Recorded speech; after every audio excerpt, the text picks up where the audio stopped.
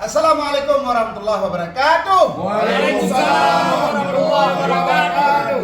Alhamdulillah ya, mandung-mandung uronyo bersemangat. Kiban cara kitanya memang rindu Acehnya tapuga budro. Termasuk uronyo nal laskar Panglima Nanggro. Laskar Panglima Nanggro dan lain-lain punan di kelompok atau waktu persatuan.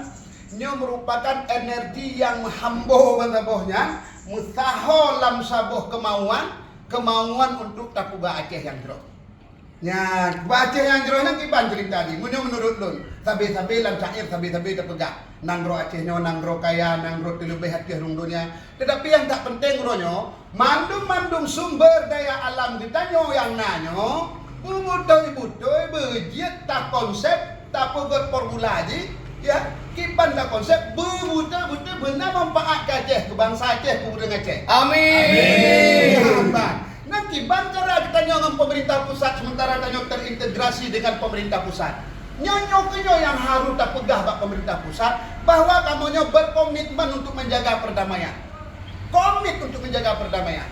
Oleh sebabnya Laskar Panglima Nanggro mari ke wakafkan keikhlasan ya, tamlake ba Allah, tamsada ba Allah bahwa niat kita nyo nak tuga Nanggro Aceh. Hidup boleh. Nah, kajian